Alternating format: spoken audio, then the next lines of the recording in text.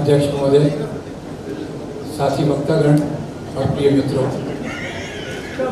पहले तो मैं राकेश पाठक जी को बहुत बहुत मुबारकबाद देता हूँ कि उन्होंने अपनी अगली किताब में इतिहास के कुछ ऐसे पन्नों को टटोला है और इस प्रकार से टटोला है जो हमको एक मार्गदर्शन देता है कि इतिहास को कैसे देखा जाए।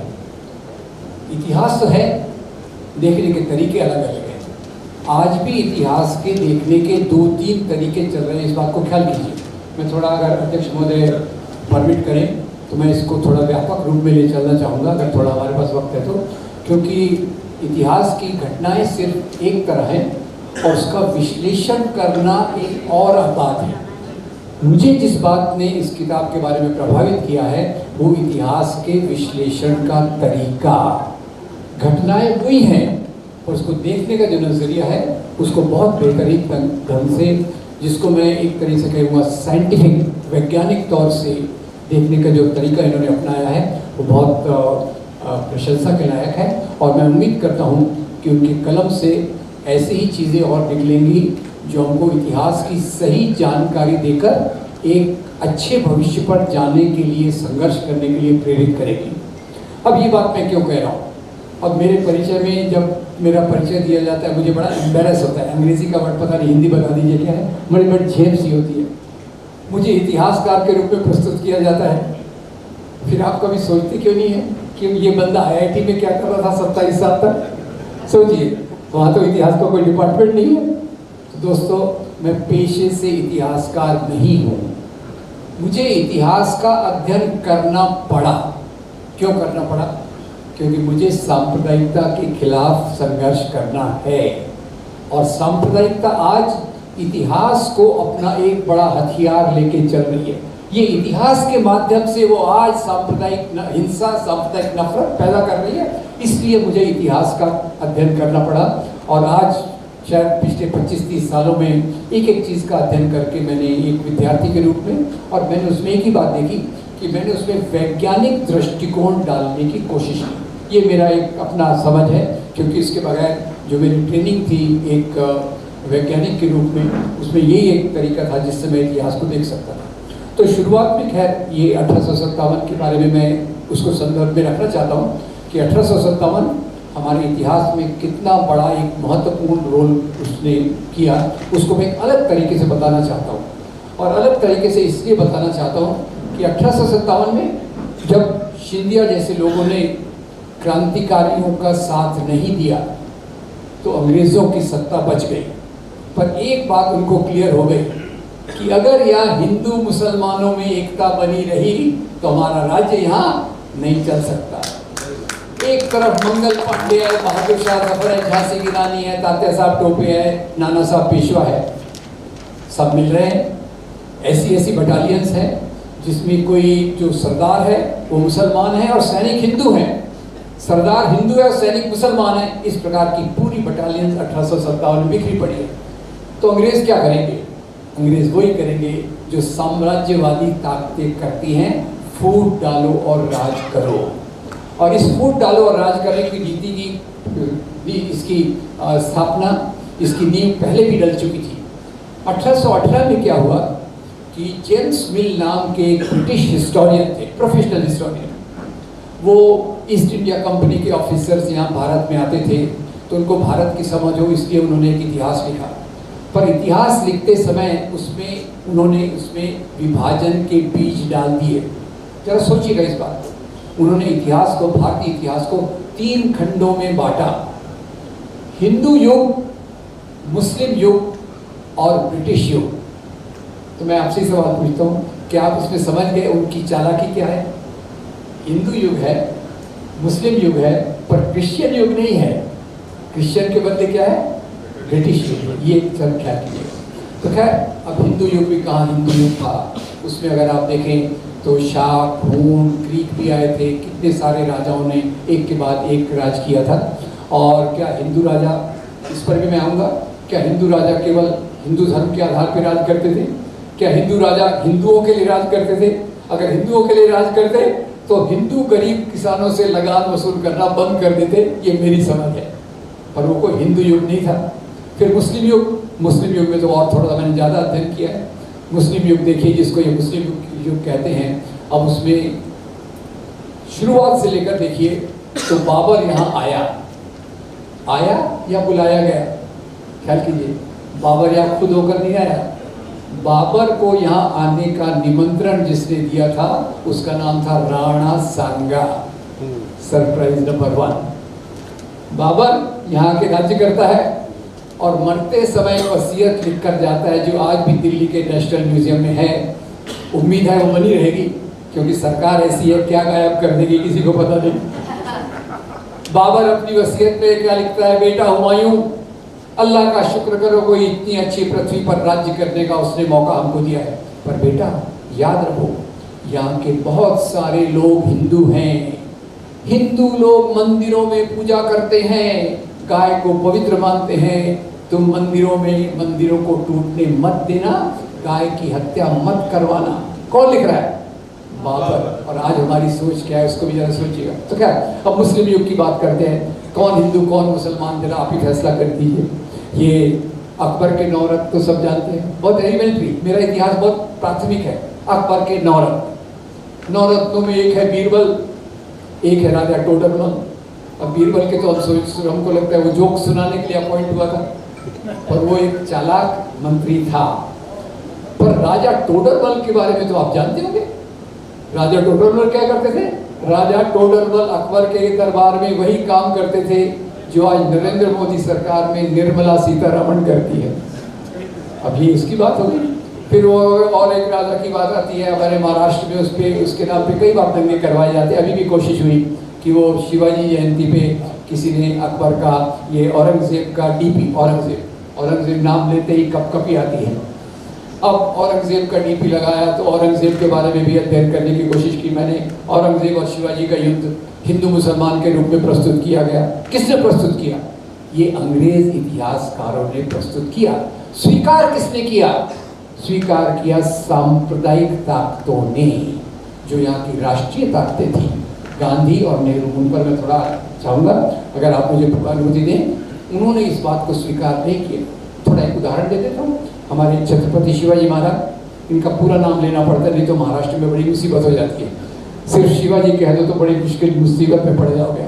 तो छत्रपति शिवाजी महाराज, अब उनकी लड़ाई औरंगजेब से भी हुई, पर कोई ये नहीं बताता कि औरंगजेब वहाँ खुद नहीं आया था। औरंगजेब के बदले जो आए थे उनका नाम था राजा जय सिंह, और जय सिंह के साथ समानित दूसरे राजा थे राजा जसवंत सिंह। और इसी औरंगजेब, जिसको सबसे खराब, क्रूर, हिंदू विरोधी माना जाता है, उसके फाइनेंस डिपार्टमेंट के इंचार्ज थे राजा रघुनाथ बहादुर। अब ये इसको मुस्लिम युग अंग्रेज कह रहे हैं। क्यों कह रहे हैं? उनके पीछे एक डिज़ाइन है। डिज़ाइन क्या है कि उनको मुस्लिम आक्रांता, ये मुस्लिम आक्रांता शब्द तो आप बार बार सुनते होंगे ना, खासकर हमारे वो जो आज का सबसे बड़ा संगठन है, पहले खाकी चड्डी पहनता था, वो आजकल तो प्रमोशन सबका होता है, उनका पीछे प्रमोशन हो गया, फाका चड्डी से फुल पैंट पे आ गए। तो बोले मुस्लिम आक्रांता यहाँ इस्लाम लाए। अब ये अंग्रेजों का मुख्य उद्देश्य यही था कि यहाँ के हिंदू मुसलमानों में बंटवारा किया जाए, और इसी के लिए कहते हैं कि भाई ये मुसलमान राजा मंदिर तोड़े। उसको अपने आप बड़ा टॉपिक है, उस पर मैं नहीं जाऊँगा। एक बाबरी मस्जिद का हो गया, अभी वो काशी का कौन सा है वो, विश्वनाथ ज्ञानव्यापी, उसके मामला चल रहा है। ज्ञानव्यापी का मामला भी बड़ा मज़ेदार है। अभी आप बाहर एक खुद की किताब के बारे में कह देता हूँ। हम प्रोफेसर रविकांत ने एक किताब को एडिट किया है। बेचारे रविकांत जी ने विश्वनाथ के मंदिर तोड़ने की असली कहानी बता दी, तो 2 दिन को जेल में जाना पड़ा, इसलिए मैं वो कहानी रिपीट नहीं करूँगा। आप पट्टा भी सीताराम भैया की किताब पढ़ लीजिएगा। वो क्या बताते हैं कि विश्वनाथ का मंदिर क्यों तोड़ा गया, क्योंकि अभी इशारों में कहूँ तो विश्वनाथ के मंदिर में एक आसाराम बापू टाइप केस चल रहा था, और उसके कारण उसको मंदिर का अपवित्रता के कारण तोड़ा गया। तो ये जो इतिहास की समझ जानबूझकर लाई गई अंग्रेजों के द्वारा, इसको राष्ट्रीय आंदोलन ने स्वीकार नहीं किया। इसको स्वीकार किसने किया? एक तरफ मुस्लिम लीग ने और दूसरी तरफ हिंदू महासभा, और वो संगठन जिसका मैं नाम मैंने लिया, आपने पहचान लिया, करेक्ट, वो इन दोनों ने स्वीकार किया। इसको कहते हैं कम्युनल हिस्टोरियोग्राफी, इतिहास को धर्म के चश्मे से देखने का तरीका। या राजा को बताया जाता है ये राजा हिंदू है या मुसलमान है। अब वास्तव में देखा जाए तो न मुसलमान राजा इस्लाम के लिए काम करता है, ना हिंदू राजा हिंदू धर्म के लिए काम करता है। राजा का सिंपल अगर ऑप्शन दे दूं, राजा लोग राज्य क्यों करते हैं ना, ऑप्शन ए धर्म के नैतिक मूल्यों के लिए, ऑप्शन बी सत्ता और संपत्ति के लिए। तो क्या जवाब होगा? बी, ऑब्वियसली सत्ता और संपत्ति के लिए। और हम छाती पीटते रहते हैं वो मुसलमान राजाओं ने हमारा इतना अत्याचार कर दिया। और ये बात केवल यही नहीं है, पाकिस्तान की एक घटना जो वीर संघवी ने अपने लेख में लिखी उसको मैं बताना चाहूँगा। इस प्रकार का इतिहास जो अभी धीरे धीरे भारत में लाया जा रहा है, और राकेश जी को मैं इसीलिए ज़्यादा धन्यवाद दूंगा कि उस प्रकार के इतिहास को जो नफरत फैलाने की बात करता है उसके विरोध में यही साइंटिफिक रैशनल इतिहास काम में आएगा। तो मैं बात कर रहा था पाकिस्तान की। भारत के एक बड़े राजनयिक पाकिस्तान गए, अपने काउंटर पार्ट से मिल रहे थे, तो मुस्लिम बड़ा ब्यूरोक्रेट वहाँ का, तो उसने अपनी बेटी को बुलाया, बोला बेटी देखो ये मेरे दोस्त हैं, भारत से आए हैं, ये हिंदू हैं। तो उनकी बेटी ने इनको तुरंत गालियां देना चालू कर दिया। जो शब्द इसने इस्तेमाल किया इनके लिए, हिंदू के लिए, वो शब्द मैं अपने मुंह से कह नहीं सकता। क्यों? क्योंकि पाकिस्तान में भी इसी प्रकार का इतिहास चलता है। मुसलमान राजा excellent, great, very good etcetera, हिंदू राजा कायर, निकम्मे वगैरह वगैरह, ये इतिहास पाकिस्तान में चल रहा है। और यहाँ उसी प्रकार के इतिहास को लाने की बात की जा रही है। अभी कल ही परसों ही एनसीईआरटी का एक निर्देश आया कि इतिहास में वही बातें बताओ जो हिंदुओं की वीर गाथाओं की हो। अब हिंदुओं की और हिंदू राजाओं की वीर गाथाओं को आप कैसे मिक्स कर सकते हैं? क्या हिंदू राजा हिंदुओं के प्रतिनिधि थे? ये थोड़ा सोच लीजिए, अब लोकशाही का ज़माना है तो ये सवाल पूछा जा सकता है, क्या हिंदू राजा हिंदुओं के लोग प्रतिनिधि थे या राजाशाही में एक अलग प्रकार की व्यवस्था चलती थी? तो दोस्तों सवाल ये है कि मैं जो इस बात में मुझे अध्ययन करने में मजबूर किया वो यही है कि लोगों में आम धारणा जो हमारा फेलियर है एक सामाजिक चेतना के रूप में ये कि अंग्रेज़ों ने जिस प्रकार का इतिहास यहाँ इंट्रोड्यूस किया उसको एक तरफ मुस्लिम लीग ने उसको एक टिल्ट दिया और दूसरी तरफ हिंदू महासभा आरएसएस ने दूसरा टिल्ट दिया। और आरएसएस का तो आप जानते हैं, आरएसएस की तारीफ भी करना चाहिए। पिछले 95 साल से लगातार रोज के रोज, महीने में 30 दिन, साल में 12 महीने और हर साल ट्रेनिंग प्रोग्राम चलते हैं। क्या चलते हैं कि भाई ये मुसलमान वेरी बैड, ये विदेशी थे। अब भाई कौन देशी कौन विदेशी? अब जब वो लोग आते थे तो आर्य भी बाहर से आए। अब तो कंफर्म हो गया है, 3000 पहले आर्य जब आए थे, पॉपुलेशन जेनेटिक्स ने वो सिद्ध कर दिया है। रोमिला थापर वगैरह इतिहासकार तो भाषाई आधार पे, आर्कियोलॉजी आधार पे पहले कहते थे। 1919 में नहीं सॉरी 2019 में टोनी जोसेफ की किताब आई है अर्ली इंडियंस, उसमें पॉपुलेशन जेनेटिक्स के आधार पर उन्होंने इस क्वेश्चन को सील कर दिया है कि आर्य दक्षिण रशिया से स्टेपीज रीजन से यहाँ 3000 साल पहले आए। पर यहाँ तो सवाल यही है कि उसको किस प्रकार से रखा जाए, और वो रखने का तरीका जो है उसमें एक सांप्रदायिकता का पुट जो दोनों तरफ से होता है उसने ये किया। अब इसके जवाब में अब महात्मा गांधी जी के बारे में जितना कहा जाए कम है। निश्चित रूप से अशोक जी जो कह रहे थे मैं उसको आगे ही कह दूँ, महात्मा गांधी जब राजनीति में आए पूरी तरह तैयार होकर नहीं आए वैचारिक रूप से। जैसे अंबेडकर और गांधी में मैं ये फर्क देखता हूँ। अंबेडकर पीएचडी करते हैं, डीएससी करते हैं, ये डिग्री लेते हैं, वो अध्ययन करते हैं, पूरा अध्ययन करके तैयार होकर आते हैं। महात्मा गांधी जहाँ से उनको रास्ता मिलता है वो राजनीति में आने की बात करते हैं और उसके आधार पर उनके विचार भी बदलते रहते हैं। और उनके विचार जैसे अशोक जी ने बहुत अच्छे से बताया, 1914 में क्या थे, 1942 में क्या थे, 1946 में क्या थे, वो लगातार समय के अनुसार उनकी परिपक्वता, उनकी समझ में इजाफा होता गया। पर खैर मैं महात्मा गांधी को इसलिए कोट कर रहा था, महात्मा गांधी के खैर हमारे जीवन में बहुत सारे आश्चर्य आते हैं। मुझे भी एक आश्चर्य आया, एक बार मैं हिंद स्वराज पर कुछ लिखने की कोशिश कर रहा था और उसमें हिंद स्वराज में मैंने 2-3 पेजेस में महात्मा गांधी का भारत के इतिहास के बारे में विश्लेषण देखा। मुझे तो पहले हैरानी हुई, महात्मा गांधी भी कोई इतिहासकार नहीं थे, पर महात्मा गांधी अपनी समझ से लिखते हैं कि भारत में हिंदू राजा भी थे, मुसलमान राजा भी थे। हिंदू राजाओं के राज्य में मुसलमान प्रजा फलती फूलती थी, मुसलमान राजाओं के राज्य में हिंदू प्रजा फलती थी। ये मिलके भी राज करते थे और आपस में इनके संघर्ष भी होते थे। एक और उन्हीं के चेले जवाहरलाल नेहरू, क्या कहना उनका, डिस्कवरी ऑफ इंडिया की बात हम सब करते हैं, पता नहीं उसको कितना पढ़ते हैं। मैं अपने मित्र से बात कर रहा था, वो कहते मेरे घर में किताब तो है पर मैं रेफर तभी करता हूँ जब कोई इश्यू आए, वो 2-3 पेज पढ़ लेता हूँ। खैर, मैं आसान रास्ता यहाँ रिकमेंड कर देता हूँ। अगर आपको पूरी वो 600-700 पेज की किताब नहीं पढ़ना तो श्याम बेनेगल का सीरियल भारत एक खोज देख लीजिए। भारत एक खोज में जवाहरलाल नेहरू क्या लिखते हैं कि भारत एक ऐसी सभ्यता के रूप में है जिसमें परत के बाद परत आती गई।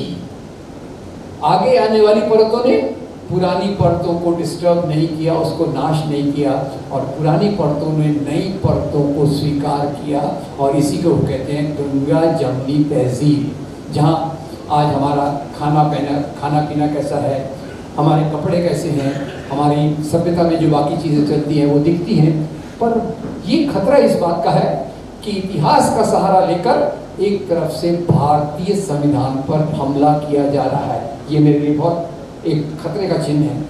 अभी वो जो अपने आप को संघ विचारक कहते हैं, उसमें बहुत सारे आइडियोलॉग्स आ गए हैं। एक तो जेएनयू की वाइस चांसलर, आप जानते होंगे, आपने पढ़ा होगा। जेएनयू तो खैर मेरे लिए बहुत आदर्श संस्था रही है कुछ सालों पहले तक।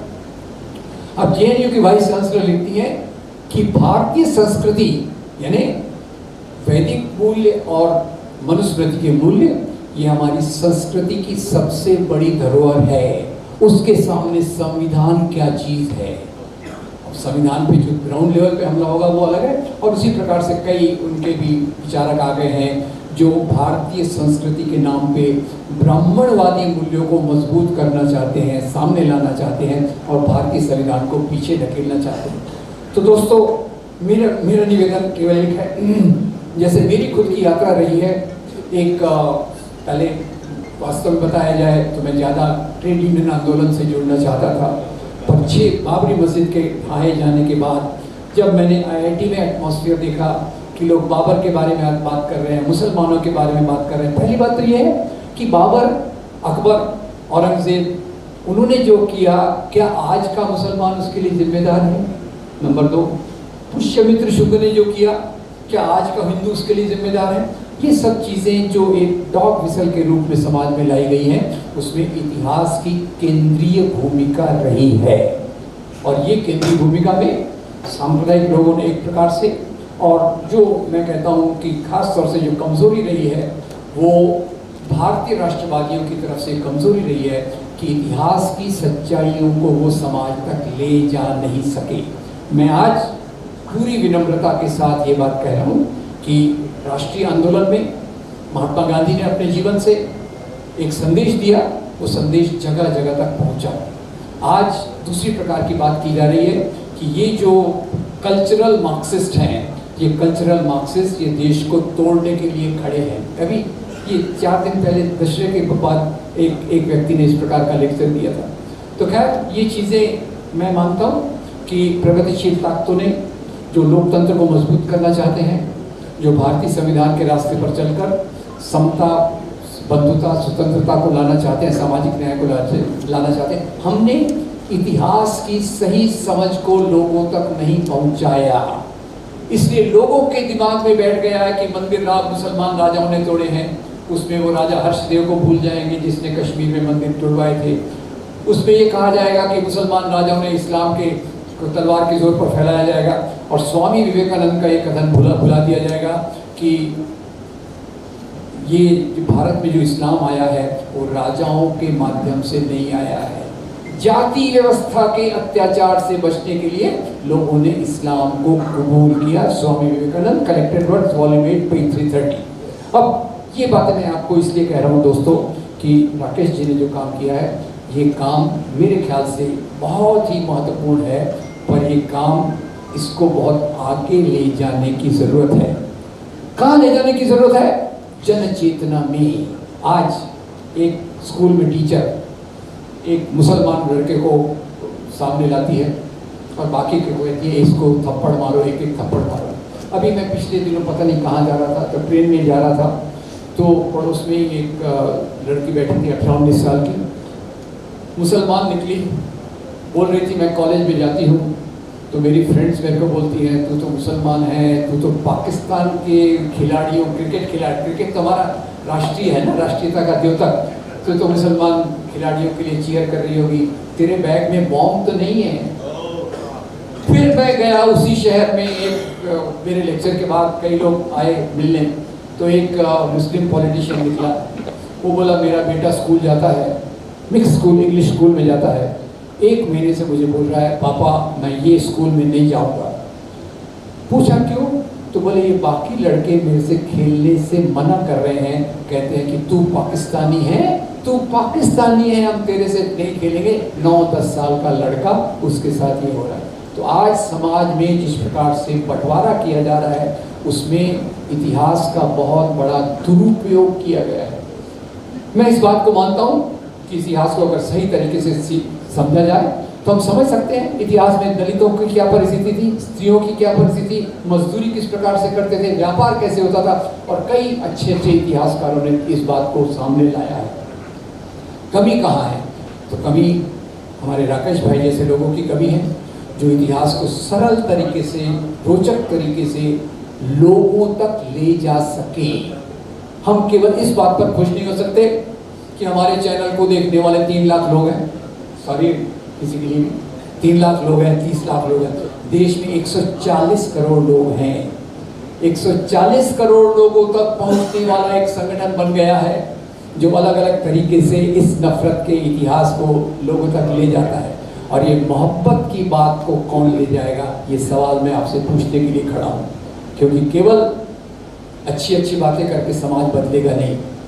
हमें ये सब कोशिशें इसलिए करना है कि समाज बदले, बेहतर बने, और हम ये दूसरे विवादों से उठकर अपनी तरक्की की बात करें, नेहरू के उस रास्ते पर जाने की कोशिश करें जहां नेहरू 1954 या 56 में भाखड़ा नंगल बांध का उद्घाटन करते समय कहते हैं ये बांध, ब्रैकेट में मैं जोड़ देता हूँ, ये बांध, ये IITs, ये CSIR, ये ISRO, ये आधुनिक भारत के नए पूजा के स्थान हैं। 1980-90 के बाद जो प्रतिक्रांति आई, वो आपके वो जो रथ यात्री थे वो, अब उन्होंने उसके बाद कहा कि ये क्या नए पूजा के स्थान IIT CSIR की बात कर रहे हो, हमारे पूजा के स्थान तो मस्जिदों के नीचे हैं। मस्जिदें तोड़ो, मंदिर बनाओ, उद्घाटन में से देखने का तरीका क्या राजा को बताया जाता है ये राजा हिंदू है या मुसलमान है। अब वास्तव में देखा जाए तो न मुसलमान राजा इस्लाम के लिए काम करता है, ना हिंदू राजा हिंदू धर्म के लिए काम करता है। राजा का सिंपल अगर ऑप्शन दे दूं, राजा लोग राज्य क्यों करते हैं, ना ऑप्शन ए धर्म के नैतिक मूल्यों के लिए, ऑप्शन बी सत्ता और संपत्ति के लिए। तो क्या जवाब होगा? बी, ऑब्वियसली सत्ता और संपत्ति के लिए। और हम अब छाती पीटते रहते हैं वो मुसलमान राजाओं ने हमारा इतना अत्याचार कर दिया। और ये बात केवल यही नहीं है, पाकिस्तान की एक घटना जो वीर संघवी ने अपने लेख में लिखी उसको मैं बताना चाहूँगा। इस प्रकार का इतिहास जो अभी धीरे धीरे भारत में लाया जा रहा है, और राकेश जी को मैं इसीलिए ज़्यादा धन्यवाद दूंगा कि उस प्रकार के इतिहास को जो नफरत फैलाने की बात करता है उसके विरोध में यही साइंटिफिक रैशनल इतिहास काम में आएगा। तो मैं बात कर रहा था पाकिस्तान की।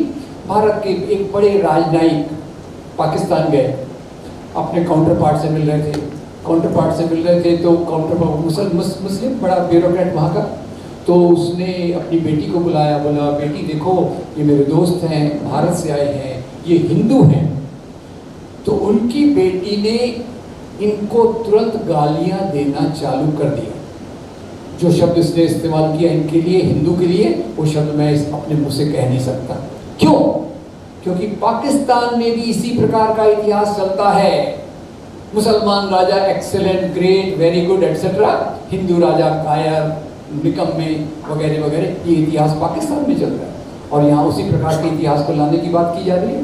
अभी कल ही परसों NCERT का एक निर्देश आया कि इतिहास में वही बातें बताओ जो हिंदुओं की वीर गाथाओं की हो। अब हिंदुओं की और हिंदू राजाओं की वीर गाथाओं को आप कैसे भी मिक्स कर सकते हैं? क्या हिंदू राजा हिंदुओं के प्रतिनिधि थे? ये थोड़ा सोच लीजिए, अब लोकशाही का ज़माना है तो ये सवाल पूछा जा सकता है, क्या हिंदू राजा हिंदुओं के लोग प्रतिनिधि थे? या राजाशाही में एक अलग प्रकार की व्यवस्था चलती थी। तो दोस्तों सवाल यह है कि मैं जो इस बात में मुझे अध्ययन करने में मजबूर किया वो यही है कि लोगों में आम धारणा जो हमारा फेलियर है एक सामाजिक चेतना के रूप में ये कि अंग्रेज़ों ने जिस प्रकार का इतिहास यहाँ इंट्रोड्यूस किया उसको एक तरफ मुस्लिम लीग ने उसको एक टिल्ट दिया और दूसरी तरफ हिंदू महासभा आरएसएस ने दूसरा टिल्ट दिया। और आरएसएस का तो आप जानते हैं, आरएसएस की तारीफ भी करना चाहिए। पिछले 95 साल से लगातार रोज के रोज महीने में 30 दिन, साल में 12 महीने और हर साल ट्रेनिंग प्रोग्राम चलते हैं। क्या चलते हैं कि भाई ये मुसलमान वेरी बैड, ये विदेशी थे।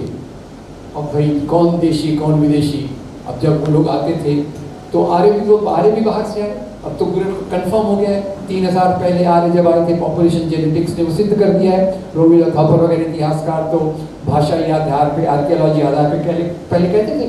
1919 में नहीं सॉरी 2019 में टोनी जोसेफ की किताब आई है अर्ली इंडियंस, उसमें पॉपुलेशन जेनेटिक्स के आधार पर उन्होंने इस क्वेश्चन को सील कर दिया है कि आर्य दक्षिण रशिया से स्टेपीज रीजन से यहाँ 3000 साल पहले आए। पर यहाँ तो सवाल यही है कि उसको किस प्रकार से रखा जाए, और वो रखने का तरीका जो है उसमें एक सांप्रदायिकता का पुट जो दोनों तरफ से होता है उसने ये किया। अब इसके जवाब में अब महात्मा गांधी जी के बारे में जितना कहा जाए कम है। निश्चित रूप से अशोक जी जो कह रहे थे मैं उसको आगे ही कह दूँ, महात्मा गांधी जब राजनीति में आए पूरी तरह तैयार होकर नहीं आए वैचारिक रूप से। जैसे अंबेडकर और गांधी में मैं ये फर्क देखता हूँ। अंबेडकर पीएचडी करते हैं, डीएससी करते हैं, ये डिग्री लेते हैं, वो अध्ययन करते हैं, पूरा अध्ययन करके तैयार होकर आते हैं। महात्मा गांधी जहाँ से उनको रास्ता मिलता है वो राजनीति में आने की बात करते हैं और उसके आधार पर उनके विचार भी बदलते रहते हैं। और उनके विचार जैसे अशोक जी ने बहुत अच्छे से बताया 1914 में क्या थे, 1942 में क्या थे, 1946 में क्या थे, वो लगातार समय के अनुसार उनकी परिपक्वता, उनकी समझ में इजाफा होता गया। पर खैर मैं महात्मा गांधी को इसलिए कोट कर रहा था। महात्मा गांधी के खैर हमारे जीवन में बहुत सारे आश्चर्य आते हैं, मुझे भी एक आश्चर्य आया। एक बार मैं हिंद स्वराज पर कुछ लिखने की कोशिश कर रहा था और उसमें हिंद स्वराज में मैंने 2-3 पेजेस में महात्मा गांधी का भारत के इतिहास के बारे में विश्लेषण देखा। मुझे तो पहले हैरानी हुई, महात्मा गांधी भी कोई इतिहासकार नहीं थे, पर महात्मा गांधी अपनी समझ से लिखते हैं कि भारत में हिंदू राजा भी थे, मुसलमान राजा भी थे। हिंदू राजाओं के राज्य में मुसलमान प्रजा फलती फूलती थी, मुसलमान राजाओं के राज्य में हिंदू प्रजा फलती थी। ये मिलके भी राज करते थे और आपस में इनके संघर्ष भी होते थे। एक और उन्हीं के चेले जवाहरलाल नेहरू, क्या कहना उनका, डिस्कवरी ऑफ इंडिया की बात हम सब करते हैं, पता नहीं उसको कितना पढ़ते हैं। मैं अपने मित्र से बात कर रहा था, वो कहते मेरे घर में किताब तो है पर मैं रेफर तभी करता हूँ जब कोई इश्यू आए वो 2-3 पेज पढ़ लेता हूँ। खैर मैं आसान रास्ता यहाँ रिकमेंड कर देता हूँ, अगर आपको पूरी वो 600-700 पेज की किताब नहीं पढ़ना तो श्याम बेनेगल का सीरियल भारत एक खोज देख लीजिए। भारत एक खोज में जवाहरलाल नेहरू क्या लिखते हैं कि भारत एक ऐसी सभ्यता के रूप में है जिसमें परत के बाद परत आती गई, आगे आने वाली परतों ने पुरानी परतों को डिस्टर्ब नहीं किया, उसको नाश नहीं किया, और पुरानी परतों ने नई परतों को स्वीकार किया। और इसी को कहते हैं गंगा जमनी तहजीब। जहाँ आज हमारा खाना पीना कैसा है, हमारे कपड़े कैसे हैं, हमारी सभ्यता में जो बाकी चीज़ें चलती हैं वो दिखती हैं। पर ये खतरा इस बात का है कि इतिहास का सहारा लेकर एक तरफ से भारतीय संविधान पर हमला किया जा रहा है। ये मेरे लिए बहुत एक खतरे का चिन्ह है। अभी वो जो अपने आप को संघ विचारक कहते हैं उसमें बहुत सारे आइडियोलॉग आ गए हैं। एक तो जेएनयू की वाइस चांसलर आप जानते हो, आपने पढ़ा होगा। जेएनयू तो खैर मेरे लिए बहुत आदर्श संस्था रही है कुछ सालों पहले तक। अब जेएनयू की वाइस चांसलर लिखती है कि भारतीय संस्कृति यानी वैदिक मूल्य और मनुस्मृति के मूल्य ये हमारी संस्कृति की सबसे बड़ी धरोहर है, उसके सामने संविधान क्या चीज़ है। अब संविधान पे जो ग्राउंड लेवल पे हमला होगा वो अलग है। और उसी प्रकार से कई उनके भी विचारक आ गए हैं जो भारतीय संस्कृति के नाम पे ब्राह्मणवादी मूल्यों को मजबूत करना चाहते हैं, सामने लाना चाहते हैं और भारतीय संविधान को पीछे ढकेलना चाहते हैं। तो दोस्तों मेरा निवेदन केवल एक है जैसे मेरी खुद की यात्रा रही है, एक पहले वास्तव में बताया जाए तो मैं ज़्यादा ट्रेड यूनियन आंदोलन से जुड़ना चाहता था, पर 6 बाबरी मस्जिद के ढहाए जाने के बाद जब मैंने IIT में एटमॉस्फेयर देखा कि लोग बाबर के बारे में बात कर रहे हैं, मुसलमानों के बारे में बात कर रहे हैं, पहली बात तो ये है कि बाबर, अकबर, औरंगजेब, उन्होंने जो किया क्या आज का मुसलमान उसके लिए जिम्मेदार है? नंबर 2, पुष्यमित्र शुक्ल ने जो किया क्या आज का हिंदू उसके लिए जिम्मेदार है? ये सब चीज़ें जो एक डॉग विसल के रूप में समाज में लाई गई हैं, उसमें इतिहास की केंद्रीय भूमिका रही है। और ये केंद्रीय भूमिका में सांप्रदायिक लोगों ने एक प्रकार से, और जो मैं कहता हूँ कि खास तौर से जो कमज़ोरी रही है वो भारतीय राष्ट्रवादियों की तरफ से कमज़ोरी रही है कि इतिहास की सच्चाइयों को वो समाज तक ले जा नहीं सके। मैं आज पूरी विनम्रता के साथ ये बात कह रहा हूँ कि राष्ट्रीय आंदोलन में महात्मा गांधी ने अपने जीवन से एक संदेश दिया, वो संदेश जगह जगह तक पहुँचा।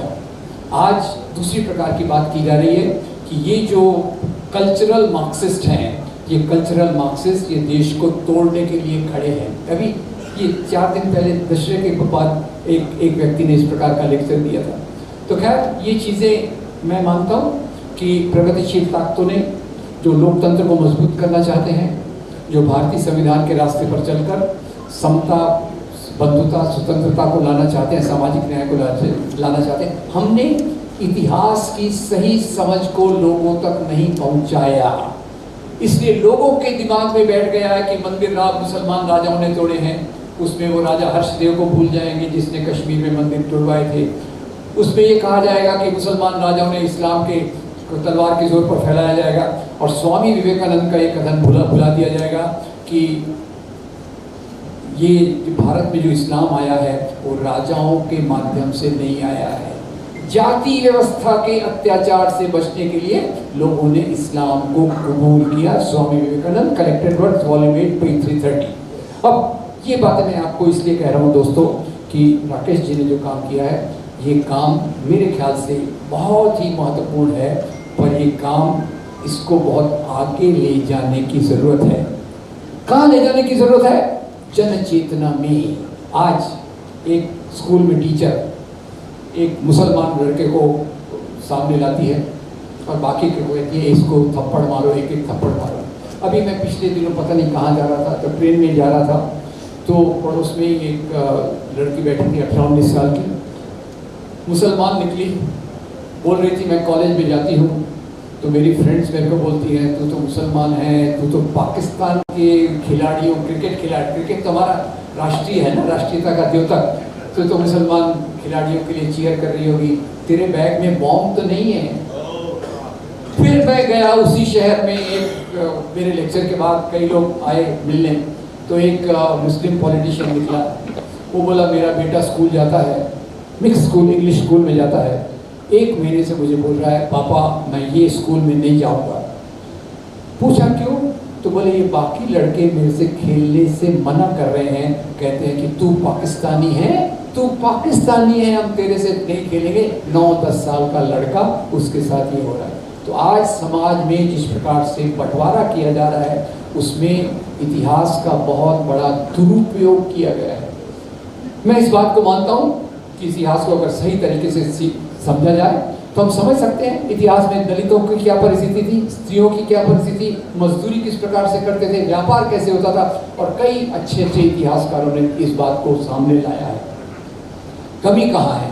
तो कमी हमारे राकेश भाई जैसे लोगों की कमी है, जो इतिहास को सरल तरीके से, रोचक तरीके से लोगों तक ले जा सके। हम केवल इस बात पर खुश नहीं हो सकते कि हमारे चैनल को देखने वाले 3 लाख लोग हैं, सॉरी किसी के लिए 3 लाख लोग हैं, 30 लाख लोग हैं। देश में 140 करोड़ लोग हैं। 140 करोड़ लोगों तक पहुंचने वाला एक संगठन बन गया है जो अलग अलग तरीके से इस नफरत के इतिहास को लोगों तक ले जाता है। और ये मोहब्बत की बात को कौन ले जाएगा, ये सवाल मैं आपसे पूछने के लिए खड़ा हूँ, क्योंकि केवल अच्छी अच्छी बातें करके समाज बदलेगा नहीं। हमें ये सब कोशिशें इसलिए करना है कि समाज बदले, बेहतर बने, और हम ये दूसरे विवादों से उठकर अपनी तरक्की की बात करें। नेहरू के उस रास्ते पर जाने की कोशिश करें जहां नेहरू 1954 या 56 में भाखड़ा नंगल बांध का उद्घाटन करते समय कहते हैं ये बांध, ब्रैकेट में मैं जोड़ देता हूँ, ये बांध, ये IITs, ये CSIR, ये इसरो, ये आधुनिक भारत के नए पूजा के स्थान हैं। 1980-90 के बाद जो प्रतिक्रांति आई वो आपके वो जो रथ यात्री थे ना, वो अब उन्होंने उसके बाद कहा कि ये क्या नए पूजा के स्थान IIT CSIR की बात कर रहे हो, हमारे पूजा के स्थान तो मस्जिदों के नीचे हैं, मस्जिदें तोड़ो, मंदिर बनाओ, उद्घाटन। और इसके लिए मेरा निवेदन यही रहेगा। और उसमें मैंने सबसे केंद्रीय बात देखी, सबसे केंद्रीय बात है इतिहास। इतिहास का किस प्रकार से हम देखते हैं, और यही इतिहास का एक और मुद्दा आपको मजाक के तौर पर बता देता हूँ। बाबर अपनी वसीयत में क्या लिखता है, बेटा हुमायूं यहाँ के लोगों में हिंदू भी हैं जो गाय की पूजा वगैरह करते हैं। अभी उसी में पता चला पिछले ये गाय के नाम पर आपको तो पता होगा कितने लोगों को लिंचिंग किया गया, 100 दलित, 100 मुसलमान, 10 दलित, ऊना की घटना हुई।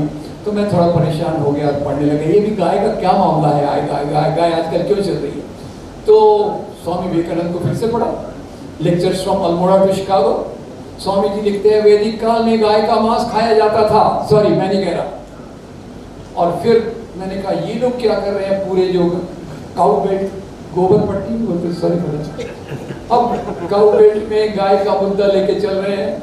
क्या ये वास्तव में गाय को अपनी माँ मानते हैं या वास्तव में गाय की इतनी पूजा करते हैं? तो मुझे पता चला ये कोई ऐसी बात नहीं। ये सांप्रदायिक राजनीति वाले लोग एक तरफ इतिहास का दुरुपयोग करते हैं और दूसरी तरफ ये गाय के नाम पर नफरत फैला रहे हैं। ये कैसे कंफर्म हुआ? साइंस में कंफर्मेटरी टेस्ट होती है, कैसे कंफर्म हुआ? कंफर्म हुआ तब मैं एक बायोग्राफी पढ़ रहा था वो व्यक्ति की जो हमारे प्रधानमंत्री थे और कविताएं भी लिखते थे। हाँ वही अटल बिहारी, हार नहीं मानूंगा, विजय त्रिवेदी, पेज 236। क्या पढ़ने को मिला? अटल जी अमेरिका गए हुए थे, लेक्चर के बाद खाने का आनंद ले रहे थे। खाने का आनंद ले रहे थे तो पड़ोस के मित्र ने कंधे पे थपथपाया और बोला अटल जी आप क्या कर रहे हो, आप जो खा रहे हो ये तो बीफ है। अटल जी मुस्कुरा दिए, बोले बीफ है तो क्या हो गया, ये इंडियन गाय का थोड़ी है, ये तो अमेरिकन गाय का है। तो दोस्तों मेरा अंत में निवेदन यही रहेगा कि हम जो काम राकेश जी ने किया है इसको जन जन तक पहुंचाएं। मैं इससे संतुष्ट नहीं हूं कि मेरे वीडियो देखने वाले 1 लाख है या 1 मिलियन है।